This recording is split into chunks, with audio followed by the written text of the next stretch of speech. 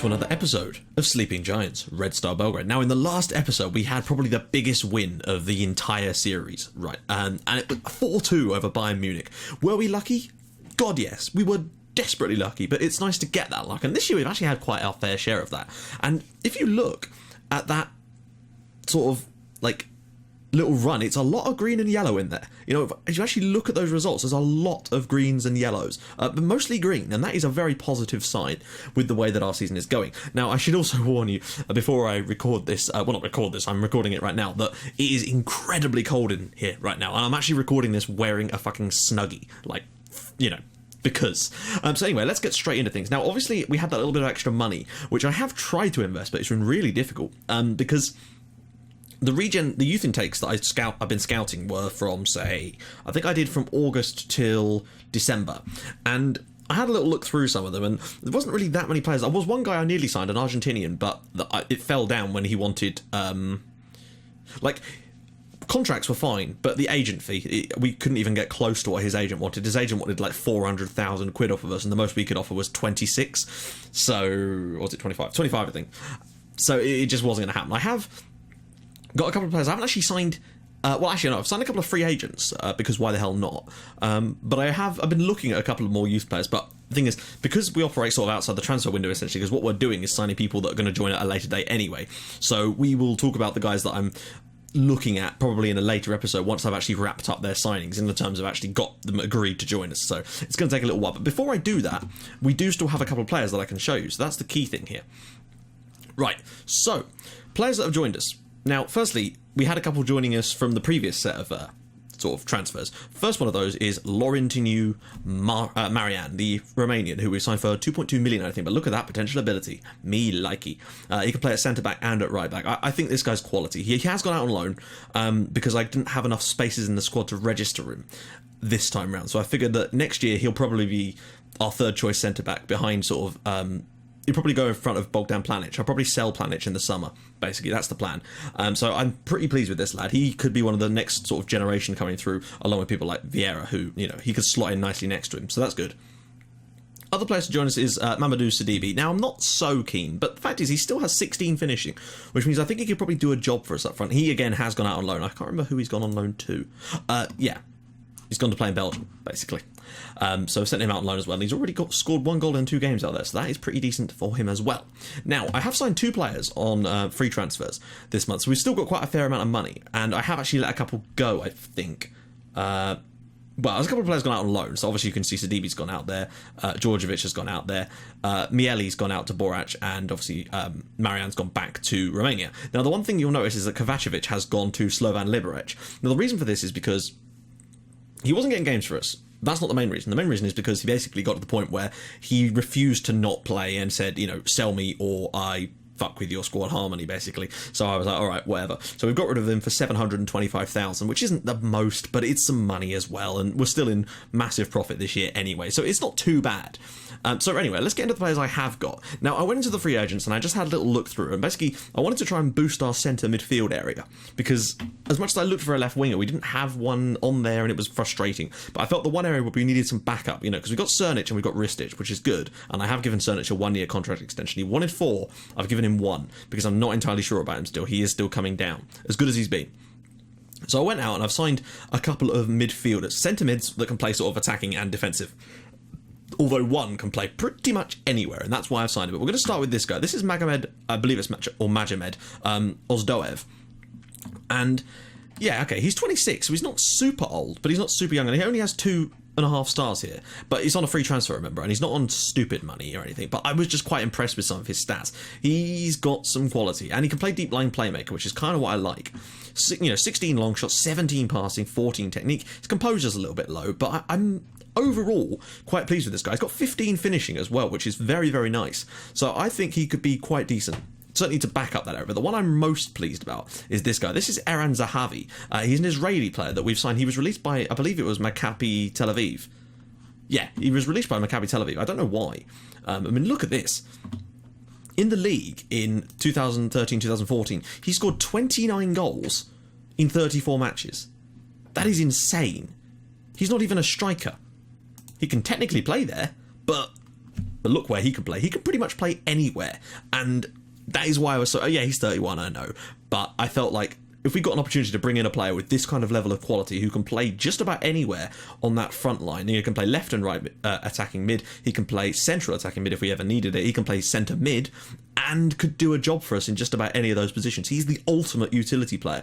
And look at those mental stats. He has got some quality, and genuinely, I was really, really pleased to bring him in. He's on a fair whack of money, as you can see, but I just felt that for once it would be worth just to bring in a little bit of experience, and most importantly, the amount of positions he can play could be out. And he really does move the ball around well, in the sense that when the ball is played into him, he very rarely holds onto it for very long. He normally gets it out of his feet and keeps the play moving nice and fast. So it's keeping that high tempo that we like to play, and he fits in there perfectly.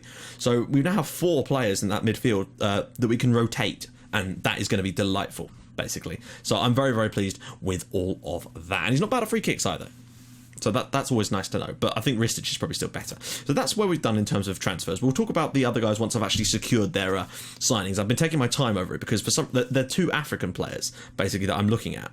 One's an Egyptian lad and one is I can't remember his name. But it doesn't matter. We'll talk about those on another episode. Basically, they take longer to scout, I think, because they're in Africa. So I'm taking my time over these transfers. I was hoping to wrap them up sooner than this, but I don't want to put any bids in for them until I'm really sure about them, basically, because I don't want to waste our money. But one of them, I think, could be very, very good for us. But anyway, let's get talking about what's happened. So I tried to play as many friendlies as I physically could slot into the time frame. So after we played Bayern, we actually played a friendly against Enad, and then we played another one against Turbina before Christmas, which was, well, not before Christmas, but before the break, which wasn't probably the best idea because it made no difference to our match fitness. But I think what we did afterwards has. So essentially, when we came back from our Christmas break, I'd arranged 4 friendlies this time. Now, usually you only get 2, and that's the most I could get in feasibly. Like, we were playing every other day, basically. So we went against Asil, won 6-2, 2 goals for Jovic, Militic, Gajic got himself 2, and obviously Milan Panovic got 1 as well. Then we went up against Meep. Militic got himself a hat-trick, Milan Gajic got 1, and Bogdan Planic got 1. And then we went up against THOI, or Thoi, and of course we won 3-1, Luka Jovic with 2 goals and Nenad Gavic with the other. And then we had a friendly which we drew, which was the only one that was actually previously arranged by my assistant, Gajic and Jovic with the goals. So that was good, a decent one, and it kept us match fitness, and we actually came back basically, and everyone was sort of fully match fit still, ready for us to get into our first game of the season, basically the second half of the season, which was a Europa League game. Now, I've got to warn you, we've got a tough little draw. Now, in the first, because they draw the first and second knockout rounds at the same time, so in our first knockout round, we were drawn against Fenerbahce, and that to me didn't seem too bad, but Fenerbahce are no pushover, as I found out on my Pompey save. But in the next round, if we were somehow to get through, we have to play against either Monaco or Schalke. That is going to be mighty tough. So I really do think we're going to struggle, but we're not even expected to get through this round. So I think we can do that. And the reason I think that we can do that is because, well, we went and we won. We won. Let's get straight in and show you the highlights of this game. I think, yeah, we were very lucky in this match. Although, that being said, as you can see, we had a lot more of the game based on those stats, but if you actually see our 2 goals, you'll understand what I mean when I think we were lucky. Then again, Musa Sow, I thought was going to be their danger man, and he kind of was to a certain extent, but we managed to nullify him by dropping deeper, and then he just couldn't pace his way in behind us. So for us to actually go to Turkey and win in the away leg has given us a real good chance in today's game, basically, where all we have to do is avoid defeat, basically. Ristic with the ball in here, and eventually, and I say eventually because it's not from that at all. Basically, the ball is going to get played around a lot, and they're going to push right out. As you can see, Ozdoev started this game. Some lovely football as well. I don't know what happened there. But basically, they made 2 quite large defensive errors in this game, basically. And that was what cost them the 2 goals. The first one was, I would have just been so furious if this happened to me. Look how bad their goalkeeper does that. What is he doing?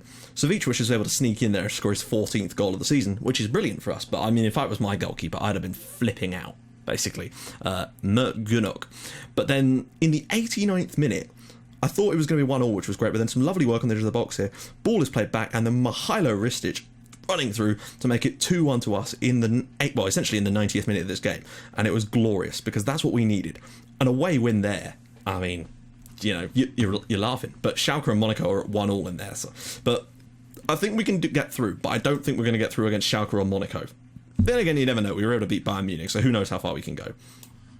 In our next game, and the last game we've played, because we're going to be in the second leg against Fenerbahce today. I'm sorry I couldn't tell you in the last episode because we just didn't know. But I wanted to do the second leg because I wanted to have a couple of games to talk about as well as other stuff before this episode, otherwise it'd be a bit too short.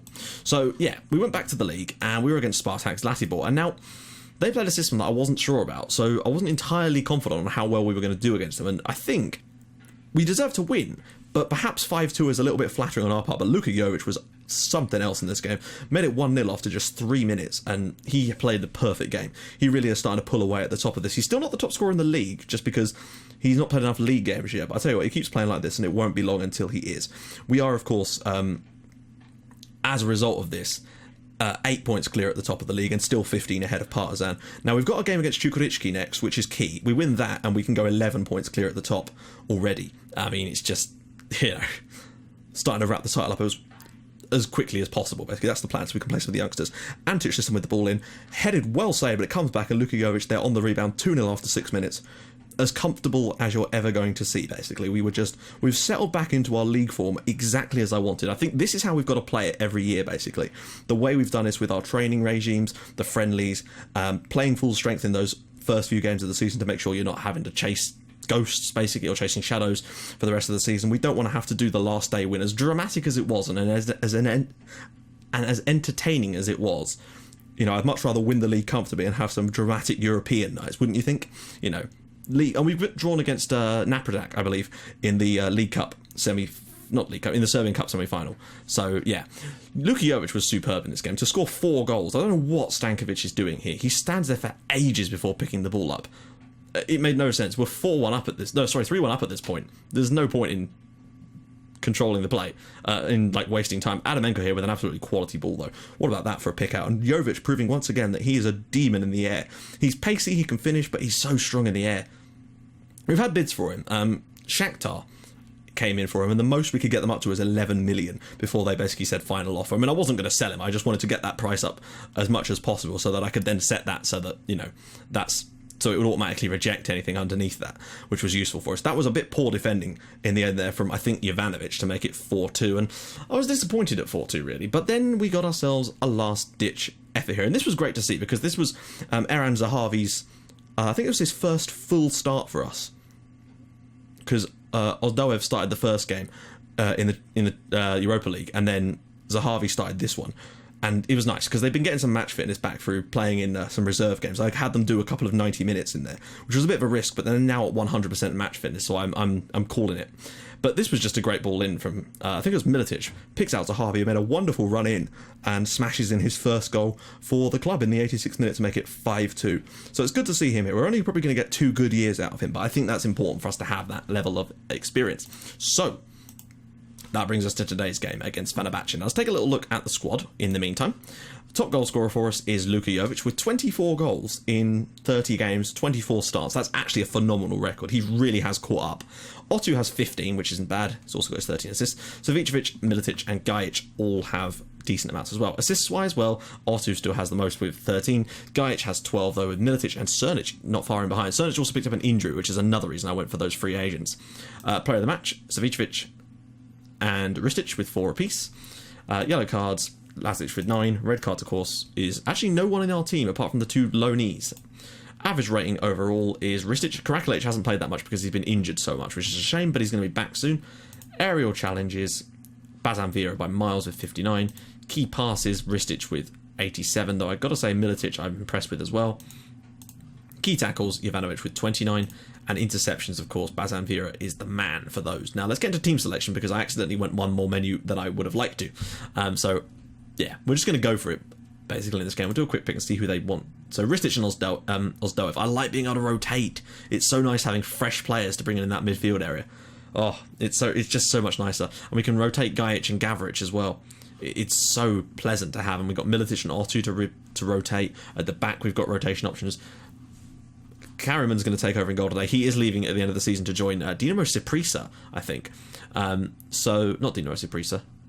I can't remember, actually. I can never bloody remember where he's going. I don't know if we can see it yet. No, we can't actually see it unless I look at his... Oh, don't worry about it. I think it's Siprisa is he's joining. I don't know if it's Dinamo Siprisa. I think it's just Siprisa.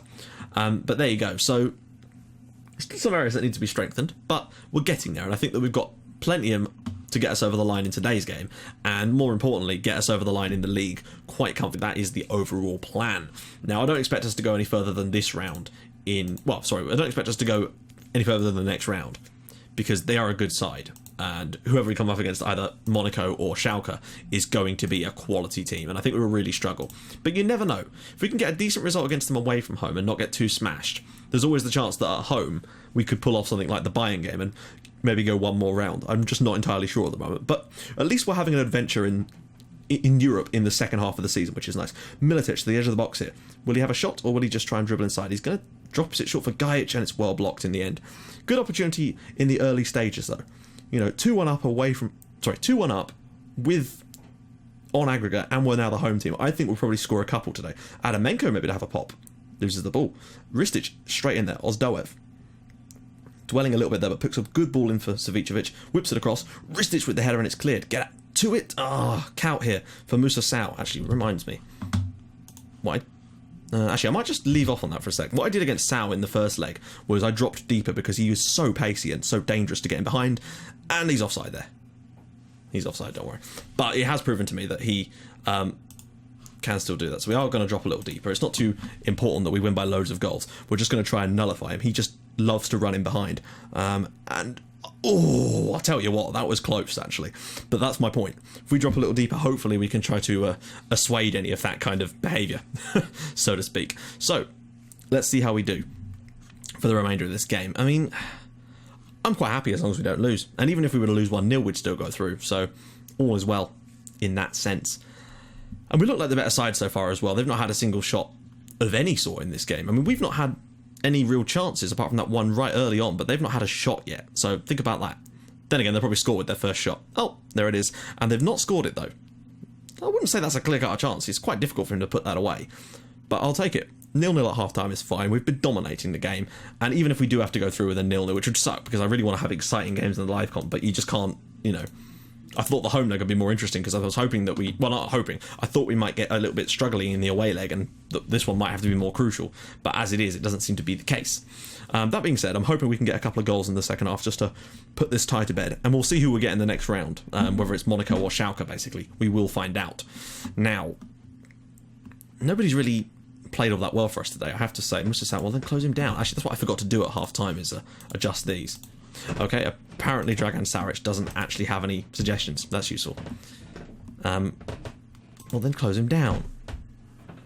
Militic now. Can he knock it around the corner? He should. Round for Savicevic. Can Savicevic get a ball in? He can back to Militic. Crossing Ozdoev, and it's on his, I think his second start for us. Magomed Ozdoev makes it 1-0 to Red Star, and, now they need a big win. They need 2 goals still, really. That would take it to extra time, but they now need 3 to actually win the tie, and I'm pretty confident now. It's good to see Ozdoev get himself a goal, though. But when you look at the stats of this game, we deserve everything we've got so far. They've had literally 1 shot on target. Wow, Antic is looking absolutely knackered, but we don't really have anyone that can play left-back. That's the problem.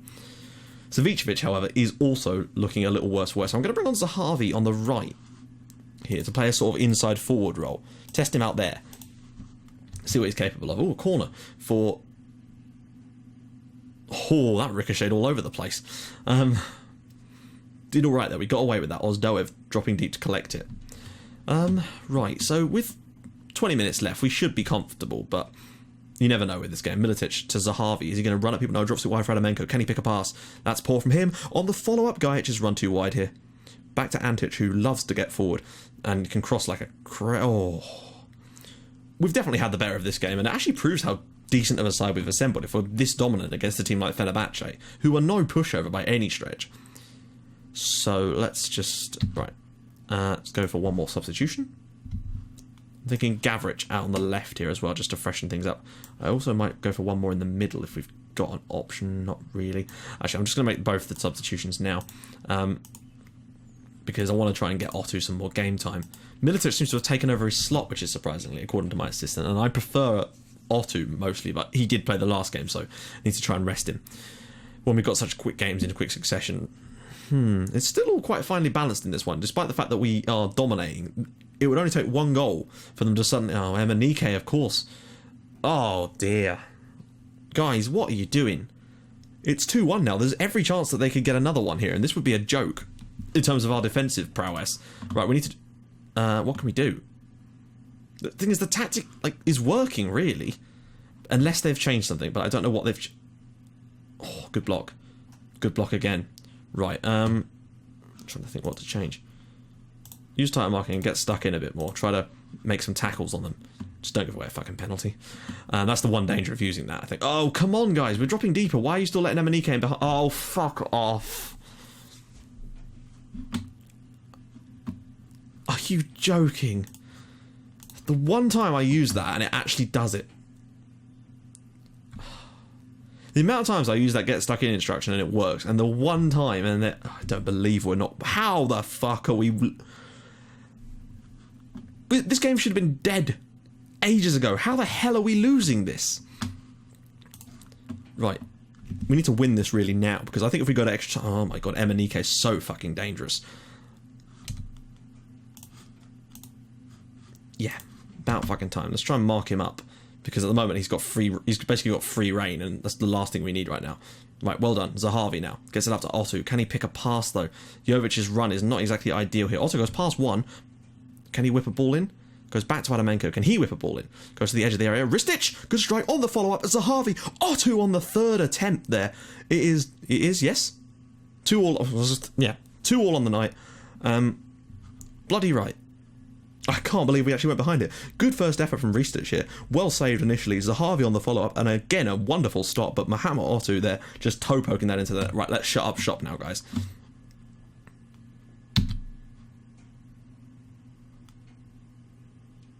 Because if we lose this 3-2, we're out.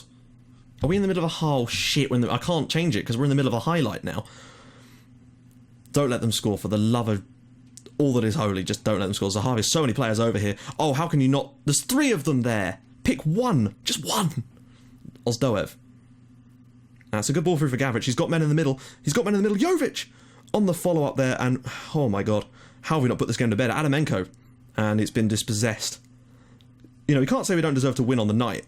I mean, but even if we draw, that's fine. Right, now let's make the change. Defense. Waste time. I don't really know what else to suggest. Just get through these last couple of minutes. A defeat here would be absolutely shocking when you look at the way this game's played. 3 minutes. Can we get... Oh, it looks like we're about to score, actually. Ristic. Ball up. Otto, cleared. Get to it. Ristic does well. To Lazic. As long as we keep the ball. And that's fine. Oh, God. No. Come on, guys. Don't fuck this up. Great interception by Antic. Ristic, just so many players forward now. Jovic, can he pick a pass? He can. Otto, round the corner for nobody. Oh, it was a tackle. Never mind. Oh, come on. We need to get through this round, really. I feel like we've done enough in the 2 games to deserve to get through. Gavrich, no. Oh, don't you dare do a shitty back pass. Oh, come on. What a load of shit. How? I can't believe we're going to go out. We're going to go fucking hell. We don't deserve this at all. We dominated the first game. We've dominated this one as well. Like, fine. If you count that, then they deserve to maybe get a draw, but not win it. That's ridiculous. Oh, fuck this. That's a joke, right? Take more risk. We're not going to get enough done in this next minute and a half to actually make any difference, though, are we? So, Adamenko, Kout's going to win it off them. Oh, Ozdoev's got it back, but it's not going to make any difference. Antic. Oh, I suppose we did have on shoot on sight. I can't believe we've done it. I can't believe... How the hell? Yeah, failing to win this match is unacceptable. What a fucking joke. So we're out, basically, guys. That is us out of the Europa League. I can't believe that shit. Oh, God. I can't believe we've let them win that. Oh, pathetic. Well, I suppose we probably used up all our luck in the game against Bayern, didn't we, really? Can't believe we've lost that. Who will we have played then? How have we gone through? Where's the game? Am I just not seeing it? Oh, it would have been Schalke. Oh, that's probably the better of the 2 as well. Sorry, I'm gutted about that. I can't believe we've gone out there. That's a joke. So, anyway, moving along now, back to the league, since that's all we have left now. probably going to do what we got. So it's March now. We'll probably do the FK. Oh, I'll tell you what we'll do. We'll do the Derby. That's good. Do the Derby. I mean, as much as I wouldn't mind doing the Cup semi-final, I'd rather do the Derby. I'm sure you guys would much rather see us against Partizan, because that's crucial. So, yeah, if you guys are like what you're seeing, please drop a like on the episode. And if you'd like to even more than that, please subscribe to my channel for more Portsmouth and Red Star Belgrade in your inbox every single day at 5:30 and 8 o'clock. I'm sorry we went out there. I really don't know what to tell you. I'm hoping that we can just dominate domestically for the rest of this year and smash in a shitload of goals. So join us in the next episode where we will hopefully do the double over Partizan. Let's just get our fingers crossed for that one. So I'll see you guys in the next episode. Bye-bye.